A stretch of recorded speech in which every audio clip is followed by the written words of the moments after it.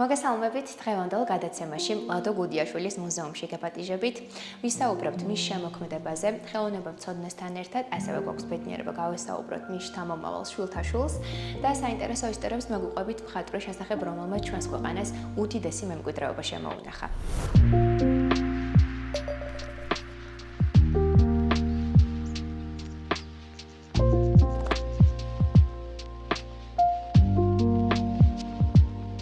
ოჯახის გადაწყვეტილებით გადაწყდა სახლის ნაწილი გადაკეთებულიყო საგამოფენო დარბაზად. ისეთი მემკვიდრეობა აქვს დატოვებული თავისი ქვეყნისთვის, რომ რთულია ამას არ მოუფრთხილდე. ძალიან უყვარდა ბავშვები, უხატავდა პატარა, ვინც სტუმრად მოდიოდა, აუცილებლად უხატავდა პატარა ზღაპარს და პატარა ჩანახატს ატანდა.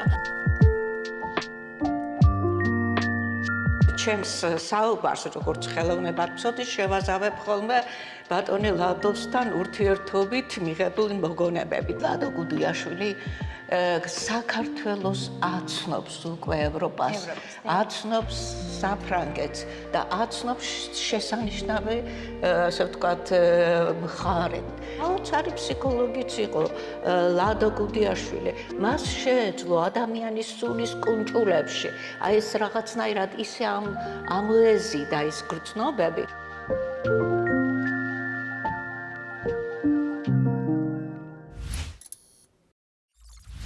ჩვენი გადაცემის სტუმარია ჩვენთვის ყველაზე მნიშვნელოვანი და გამორჩეული მხატვრის ლადო გუდიაშვილის შვილთაშვილი ელისაბედ ლორთქიფანიძე. დიდი მადლობა მინდა გადაგიხადოთ, რომ იმყოფებით ჩვენს გადაცემაში და იღებთ მონაწილეობა. ძალიან მიხარია და ველოდებოდი ამ დღეს და თქვენთან შეხვედრასაც. მინდა რომ ჩვენს მაყურებელს გაუზიაროთ მუზეუმთან დაკავშირებით ინფორმაცია, იმიტომ რომ რატოღაც აღმოჩნდა რომ მეც არ მქონდა სრულად ამის შესახებ ინფორმაცია. სად არის ეს მუზეუმი, როდის დაფუძნდა და ყველა ის მნიშვნელოვანი დეტალი მინდა რომ თქვენ გაუზიაროთ თავად ჩვენს მაყურებელს. დიდი მადლობა რომ გვესტუმრეთ. დღეს თქვენ ხართ ლადო გუდიაშვილის ქუჩაზე 11 ნომერში, იმ სახლში, სადაც ცხოვრობდა ლადო. და ლადოს სახლი ყოველთვის იყო შეკრების ადგილი და მისი სახელოსნო იყო მე-20 საუკუნის სტუმარ-მასპინძლობის კერა.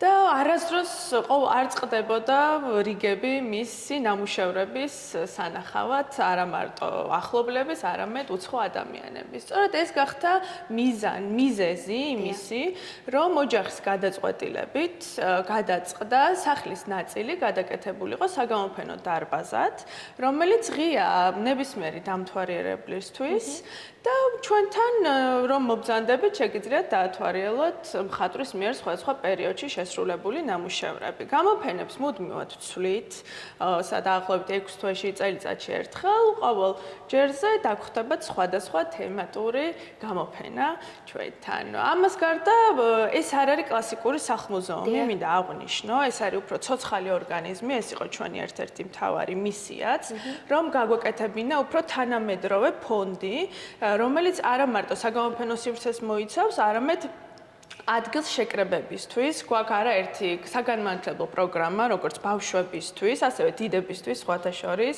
გვაქვს ხოლმე შეხვედრები სხვადასხვა ხელოვნებაცოდნეებთან და არა მარტო ლადო გუდიაშვილზე ვსაუბრობთ, არამედ ზოგადად ხელოვნების სხვადასხვა საკითხებზე, საბავშვო პროგრამები და გვქონდა არაერთი კონცერტი და აღნიშნავ, რომ შარშან წარმოადგინეთ ასევე ბალეტი, თანამედროვე ბალეტიც კი ჩატარდა ჩვენს საგამოფენო დარბაზში.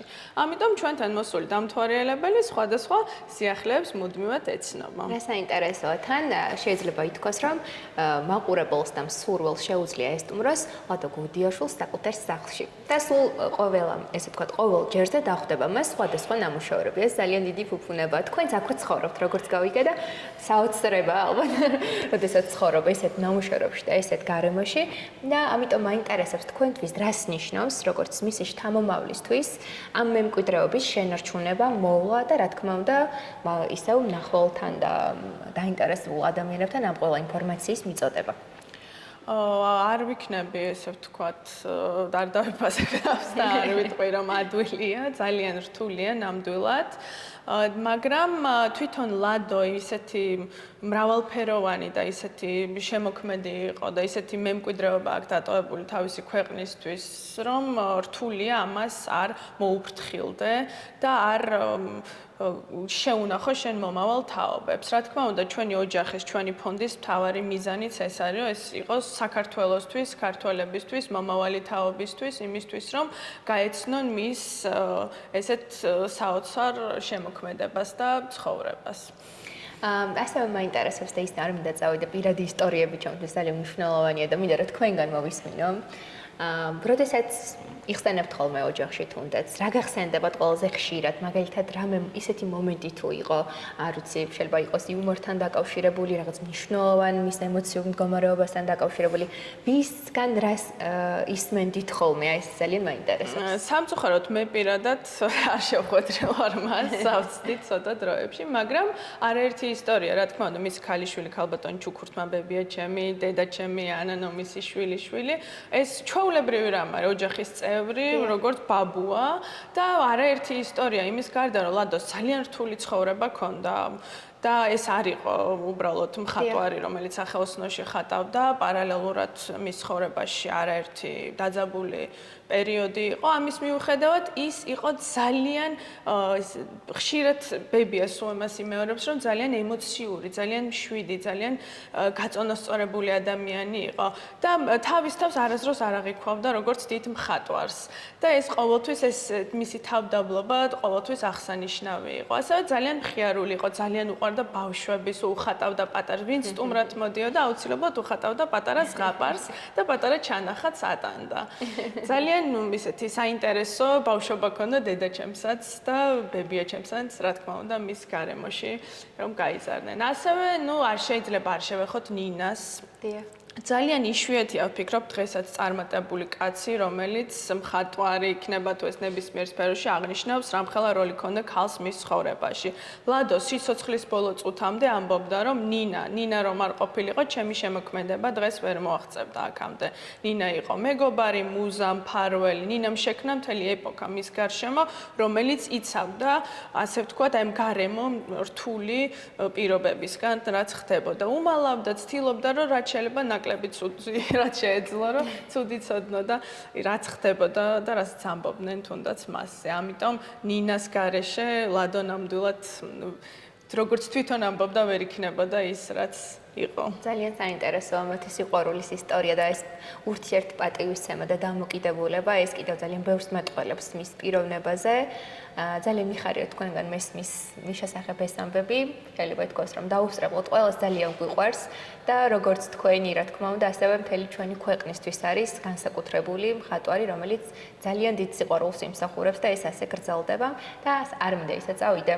თქვენს მაინტერესებს ხატავთ თუ არა? სამწუხაროდ ჯერჯერობით არა. ნახოთ შემდეგი თაობა. თუ შეინიშნება ჯერჯერობით არ შეინიშნება. ჯერჯერობით ნახოთ დაველოდოთ.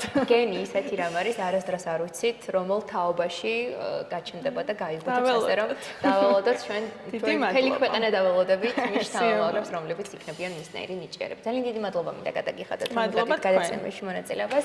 ძალიან მიხარია თქვენთან შეხვედრა და რა თქმა უნდა მუზეუმის მინდა ვუსწრო ბევრი წარმატება. მართლაც გამორჩეული ნამუშევრები არის, რომელიც ჩვენი ქვეყნის მემკვიდრეობაა. დიდი მადლობა, რომ გვესტუმრეთ. ჩვენი გადაცემის სტუმარია ირინე აბესაძე, ხელოვნებათმცოდნე. მოგესალმებით კიდევ ერთხელ. დიდი მადლობა მინდა გადაგიხადოთ, რომ იღებთ გადაცემაში მონაწილეობას და უნდა ვისაუბროთ ჩვენი ქვეყნისთვის გამორჩეულ მხატვარზე, მის ნამუშევრებზე და ამიტომაც თქვენთან ერთად როგორც პროფესიონალის თვალით მინდა რომ მის ნამუშევრებს გადავალოთ თვალი და კიდევ ერთხელ შევახსენოთ ჩვენს თავს და ჩვენს მაყურებელსაც, თუ რამდენად დიდ მხატვართან გვაქვს საქმე და რამდენად დიდი ბედნიერებაა, რომ ეს ყველაფერი დაცულია ჩვენს მუზეუმში. სიამოვნებით, იმიტომ რომ ქართული საზოგადოებისთვის და ზოგადად ქართული კულტურისთვის უდიდესი სახელია ლადო გუდიაშვილი, იმიტომ რომ მოგეხსენებათ ლადო გუდიაშვილი არა მხოლოდ ჩვენი ეროვნული იდენტობისთვის არის მნიშვნელოვანი ფიგურა, არამედ საერთაშორისო მასშტაბითაც. აი, აქ თქვენ ხედავთ, ჩვენ ახლა ვიმყოფებით ლადო გუდიაშვილის სახლ-მუზეუმში. მუზეუმი შესანიშნავი გალერეა არის, სადაც პერმანენტულად იცვლება ხოლმე ნამუშევრები ბატონი ლადოსი და აი პირველი რაც მინდა გაჩვენოთ, ეს არის ფოწინსკის მიერ მეგობრის მხატვრის მიერ დახატული ლადო გუდიაშვილი პარიზში. ეს ნამუშევარი გვიან აღმოჩნდა სხვათა შორის და ბატონი ლადო ძალიან გახარებული იყო. მე აქვე მინდა გითხრათ, რომ მე ბედნიერება ხვდა წილად ბატონ ლადოსთან ურთიერთობის. მე მაშინ სრულიად ახალგაზრდა ხელოვნებათმცოდნე გახდით და დავალება მქონდა, რომ ბატონი ლადოსგან დიალოგი ჩამეწერა, ინტერვიუ და ეს გამოვიყენე ეს შესანიშნავი საშუალება და ბატონ ლადოს არაერთ გზის ვესტუმრე და ეს ურთიერთობა ჩემთვის ბატონ ლადოსთან აი დღესაც არის გაუხუნარი მოგონება, დაუვიწყარი მოგონებები და ამიტომაც მე უკვე ალბათ ჩემს საუბარს როგორც ხელოვნებათმცოდნის შევაზავებ ხოლმე ბატონი ლადოსთან ურთიერთობით მიღებული მოგონებებით და აი მე მახსოვს ის დიდი სიხარული ბატონი ლადოსი, როდესაც მან ეს ნამუშევარი ცოტა გვიან, მაგრამ მასთან მოვიდა ეს ნამუშევარი და მაჩვენებდა კიდეც ფოწინსკის მიერ დახატულს. ბატონი ლადო მოგახსენებათ დაიბადა 1896 წელს. მან ჩინებული განათლება მიიღო კავკასიის კაზმულ ხელოვნებათა წამახალისებელ საზოგადოებაში. საზოგადოებასთან არსებული სკოლა იყო, იქ ფერწერის და ქანდაკების. ამის შემდეგ იმდენად ნიჭიერი იყო, რომ ძალიან ახალგაზრდა უკვე ასპარეზზე გამოვიდა და იბეჭდებოდა მისი ილუსტრაციები ქიაჩელის ნაწარმოებისთვის უკვე იმდროინდელ პერიოდულ გამოცემებში, სრულიად ახალგაზრდის. აი ამის შემდეგ უკვე ლადო გუდიაშვილი ძალიან აქტიურად ჩაება ქართული იმ პერიოდის 20-იანი წლების საქართველოს და მით უფრო დედაქალაქის ცხოვრებაში და მოგეხსენებათ, რომ ეს ისეთი საინტერესო პერიოდია ქართული კულტურის განვითარებისთვის, ეს არის სწორედ მოდერნიზმის, ქართული მოდერნიზმის პერიოდი, როდესაც ძალიან ბევრი სხვადასხვა მხატვრული მიმართულებები შემოდის საქართველოში და მისი ერთგვარი ტრანსფორმაციით ეროვნულ მხატვრულ ფორმასთან შეზავებით ქმნიან უკვე ის ახალი თაობა მხატვრებისა, რომელსაც ბატონი ლადო წარმოადგენდა, დავით კაკაბაძე, შალვა ქიქოძე, ელენე ახვლედიანი. ეს თაობა სწორედ ავანგარდისტების თაობად არის მონათლული დღესდღეობით. და აი ამ ადრეულ პერიოდში, რასაკვირველია, როდესაც მათ სურდათ თავისი იდენტობა კარგად დაეფიქსირებოდათ, ეროვნული მხატვრული ფორმა შეგრძნება. ისინი ამას უწოდებდნენ მხატვრული ქართულობით მეტყველებას. აი მაშინ ძალიან მნიშვნელოვანი იყო ის, რომ იმ დროს სწორედ აღმოაჩინეს ფიროსმანი. ფიროსმანი მოგეხსენებათ მიხეილ დანჭიუმ და ძმებმა ზდანევიჩებმა აღმოაჩინეს და ესენი ძალიან ახლოს იყვნენ ბატონ ლადო გუდიაშვილთან, დავით კაკაბაძეს და ამ თაობასთან მთლიანად და აქედან გამომდინარე ლადოც დაეწაფა ფიროსმანისეულ რაღაცა სრულიად განუმეორებელ მხატვრობას, მაგრამ მე მინდა გითხრათ, რომ იმდენად თვითმყოფადია ლადო გუდიაშვილის შემოქმედება, რომ არაფრით არ შეიძლება ითქვას, რომ ეს იყო ერთგვარი ის გავლენები, რომელიც ფიროსმანის არა, უბრალოდ იმ პერიოდის მხატვრებმა ძალიან სწორად დასახეს მიზნად, რომ აი ეს გვარი მედიუმი იყო ფიროსმანი, მათთვის ეროვნული მხატვრული ფორმის შესაგრძნობა და ამას კიდევ დაემატა იცით ისეთი საინტერესო ფაქტი, რომ დიმიტრი შევარდნაძე 1916 წელს ქართულ ხელოვანთა საზოგადოება ჩამოაყალიბა და ამ საზოგადოებასთან ძალიან აქტიურად იყო დაკავშირებული ბატონი ლადო.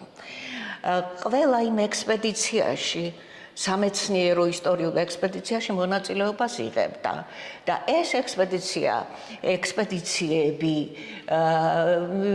ეწყობოდა იმ მიზნით, რომ ჩვენი შუა საუკუნეების კედლის მხატვრობის ასლები გაკეთებულიყო და ბატონი ლადო მეც მესაუბრებოდა ამის შესახებ და ზოგადად კიდეც თავის მოგონებებშიც წერდა, რომ ვერ წარმოედგენთო, რამდენი რამ მოგცა ჩვენ ახალგაზრდებს სწორედ ამ ასლების გაკეთებამ, იმიტომ რომ ჩვენ ფრესკების აი ამ ჩვენ წინაპართა, ასე ვთქვათ, იმ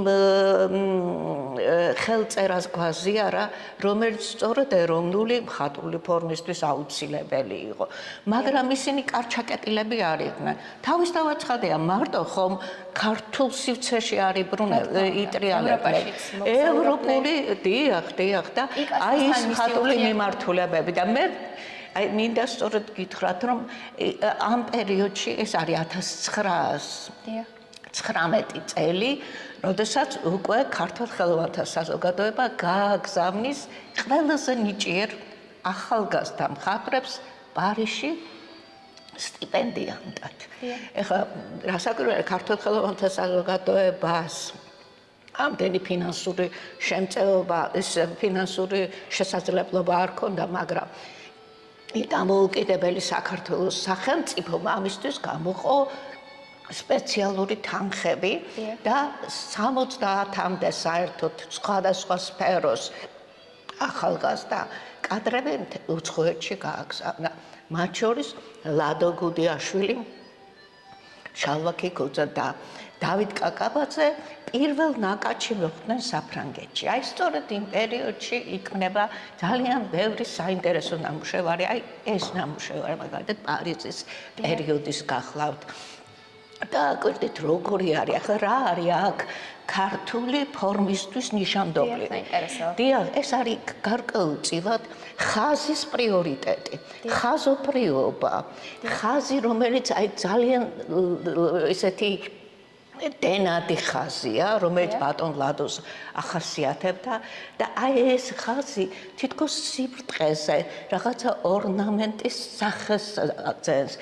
აი ეს სიბრტყეობრივობაც ქართული კედლის მხატვრობისთვის იყო დამახასიათებელი თავისთავად, მაგრამ აი აქ ამავე დროს არის ნამდვილი ევროპული სოფშეგრძნებაც, ხედვაც, აი ეს არის ის თავისუფალი დამოკიდებულება, თავისუფალი შემოქმედებითი მიდგომა, რომელიც ნიუს, ანუ შიშველ ნატურას წარმოაჩენს აი ამ რაღაცას ღაპრულ გარემოში. მინდა გითხრათ, რომ პარიზში, როდესაც ჩავიდა ლადო გუდიაშვილი, პარიზში რამდენიმე გამოფენა მოაწყვეს, ძალიან მნიშვნელოვანი იყო ეს გამოფენები ერთობლივი ლალიკორნის გალერეაში, ერთობლივს გულისხმობ სტიპენდიანტები, ქართველი სტიპენდიანტები და მერე უკვე ბატონი ლადოს პერსონალური გამოფენები ეწყობოდა და იმდროინდელი არაჩვეულებრივი ფრანგი ხელოვნებათმცოდნეები უკვე აღფრთოვანებას ვერ მალავენ და თქვენ წარმოიდგინეთ, რომ ანდრე სალმონი, პიერ ვორმსი, მორის რეინალი, რომელიც მონოგრაფიას დაწერს 1925 წელს ლადო გუდიაშვილზე და ის ამბობს, რომ მან ლადო მას დაანახა სრულიად უცნობი სამყარო გადაუშალა, ზღაპრული ქვეყანა, არაჩვეულებრივი. ესე იგი, ფაქტიურად გამოდის, რომ ფაქტობრივად ლადო გუდიაშვილი საქართველოს აცნობს უკვე ევროპას, აცნობს საფრანგეთს და აცნობს შესანიშნავი, ასე ვთქვათ, მხარეთ. აი ეს ზღაპრულობა, ეგზოტიკაც შეიძლება ვთქვათ, ყველაფერი ეს, რაც ძალიან მნიშვნელოვანი იყო. მე მინდა გაჩვენოთ, რომ ეს ძალიან იშვიათია. ის ძირითადად ესეთ პეიზაჟებს ნაკლებად ხატავდა, მაგრამ ქონდა პეიზაჟები, სხვადასხვა აი აქ არის ერთი პეიზაჟი ძალიან საინტერესო პარიზული პერიოდის, ასევე არქიტექტურული პეიზაჟები ძალიან მნიშვნელოვანია. და მე მინდა რომ გითხრათ, მინდა გითხრათ, რომ ლადო გუდიაშვილი იქ უკვე პარიზში იქაც ისეთივე აქტიური იყო და ისე ჩაება პარიზულ ცხოვრებაში, კულტურულ ცხოვრებაში, როტონდაში და მისი მეგობრები იყვნენ პიკასო, მოდილიანი, დერენი, ყველა ის ცნობილი მხატვარი, დიახ და მოდილიანი მას კიდე წაჩუქა ორი არაჩვეულებრივი ნამუშევარი, რომელიც ბატონ ლადოსთან და ისე უფრთხილდებოდა ამ ნამუშევარს. ორი ნამუშევარია ქალის პორტრეტები, მოდილიანისთვის დამახასიათებელი საინტერესო ისტორია აქვს თვითონ ამ პორტრეტების შექმნასაც, მაგრამ ამდენი დროც ალბათ არ გვაქვს და მინდა უბრალოდ გითხრათ, რომ გრაფიკაში ძალიან აქტიურად მუშაობდა და გრაფიკა მისი არის ძალიან საინტერესო და ორიგინალური. ეს გრაფიკული ნამუშევრები, რომლებიც აქ ჩვენ ორივე კედელზე გვაქვს არის წარმოდგენილი, არის შესრულებული უკვე როდესაც დაბრუნდა საფრანგეთიდან და გარკვეული პერიოდი აქ იმოღვაწება და ომის პერიოდი, ანუ 40-იანი წლებია ესა, მეორე მსოფლიო ომი, რომელმაც ერთგვარი ფორსირება მოახდინა იმ განწყობის, რომელიც პაციფისტ ადამიანს, მშვიდობის მოყვარე ადამიანს აუცილებლად ექნებოდა საშინელება ომის, ნგრევის, ბოროტების ზეიმი და აი ნახეთ მაიმუნის სამიზნე ქვია ამ ნამუშევარს.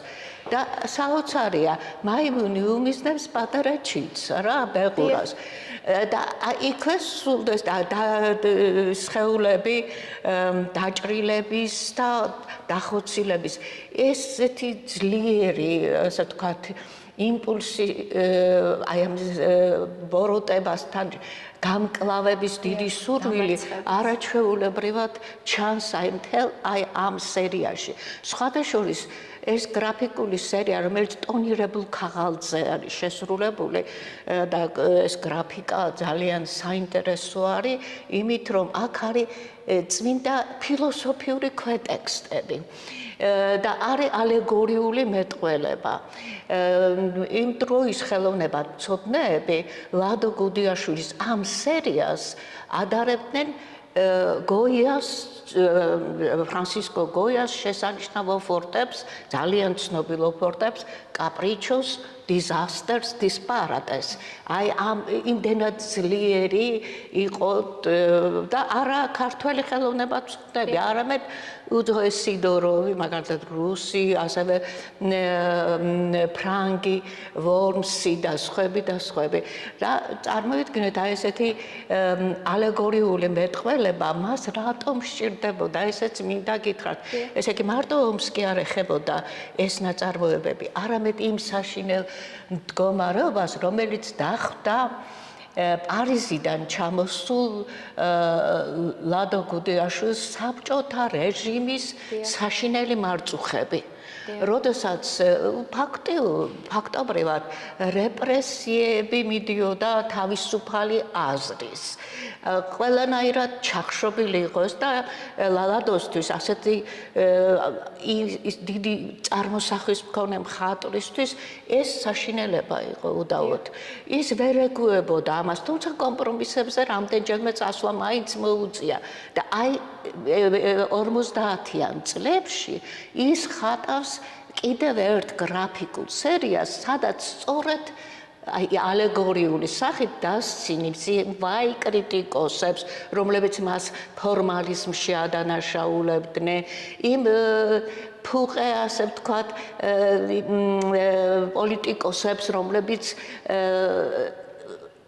რომელთაც კორუფციაში იყვნენ ჩაბმულები, აი ყველაფერი იმას, რასაკვირველია მას ძალიან კარგად ესმოდა, რომ რა იყო, როგორ იყო, იმიტომ რომ არაჩვეულებრივი იუმორის გრძნობაც ჰქონდა, მაგრამ ამ პერიოდში რასაკვირველი იუმორისთვის არც ეცალა და რეალობა რაც იყო მასზე მხოლოდ ამდაგორად გამოხატავდა თავის პროტესტს.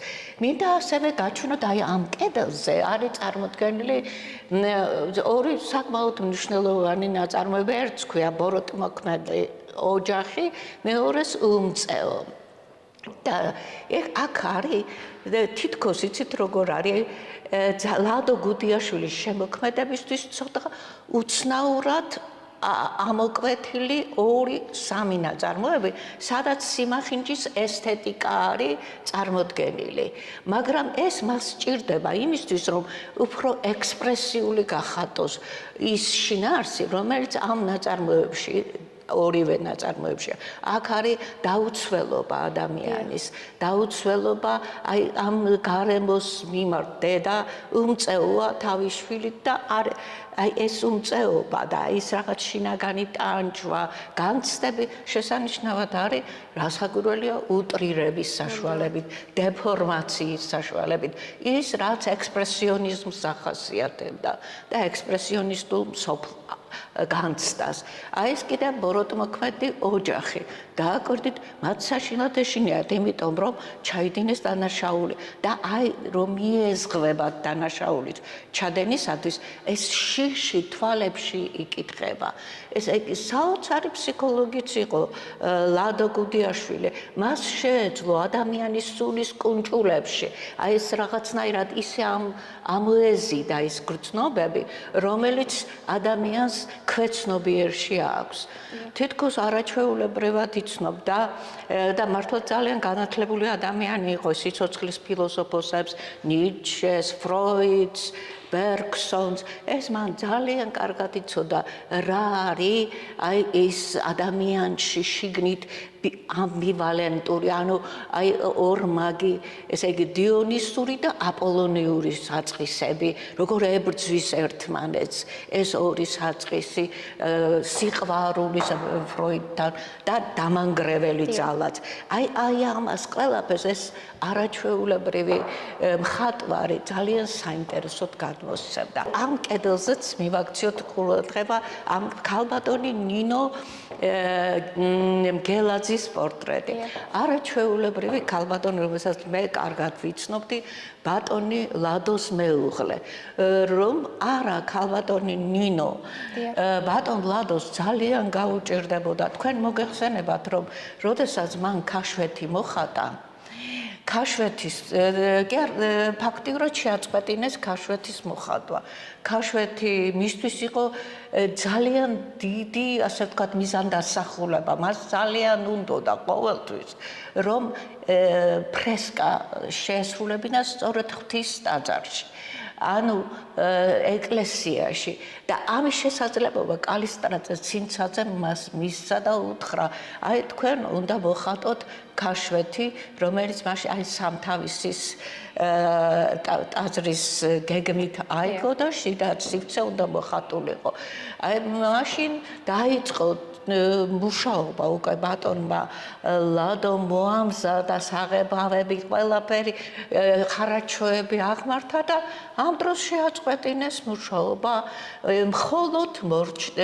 მხოლოდ რამდენიმე კომპოზიცია და თქვენ ძალიან კარგად იცით, რომ იქ არის ღვთისმშობელი ღრმით გამოსახული, არის ზიარების სცენა, ხარების სცენა, რაც მოასწრო. და მე რატომ მინდა გითხრათ, ამის მერე დაიწყო კიდევ უფრო ძლიერი დევნა მხატვრის. საშინელი დევნა და რომ არა ქალბატონი ნინო, რომელიც აი ხარში ამოუდგა ბატონ ლადოს ძალიან გაუჭირდებოდა, იმიტომ რომ ხელოვანი ადამიანი დაუცველია ყოველთვის. მას სჭირდება აუცილებლად ვინმეს მხარდაჭერა და ქალბატონი ნინო იყო ხელოვნებად მცოდნე. მას ყველაზე კარგად ესმოდა ის დიდი ფასი და ის დიდი ღირებულება, რომელიც ლადო გუდიაშვილის შემოქმედებას მოჰქონდა ქართველი ხალხისთვის და მან გადაგვეჭინა დიდი წვლილი. და ეს პორტრეტი, ნახეთ რა საინტერესო პორტრეტია. ბევრი პორტრეტი აქვს ბატონ ლადოს, ქალბატონი ნინოსი, მაგრამ მე განსაკუთრებით გამოვყოფთი ამას. აქ არის ისეთი ღიმილი, აი რენესანსის ოსტატებს, ახლა ლეონარდო და ვინჩის მონალიზას ღიმილთანაც შეგვიძლია შევადაროთ. აი ღიმილი, რომელიც იწყება, საოცარია, შედევრია პირდაპირ ნამდვილად გეტყვით. ლადო გუდიაშვილი უდავოდ უდიდესი მოღვაწე, რომელიც იცით არ დაშტამპულა, სულ იცვლიდა ის სხვადასხვა მიზანდასახულებით, სხვადასხვანაირად ცდილობდა ეხატა იმ მიზნის შესაბამისად, მაგრამ არასოდეს არ კარგავდა თავის ორიგინალურ ხელწერას.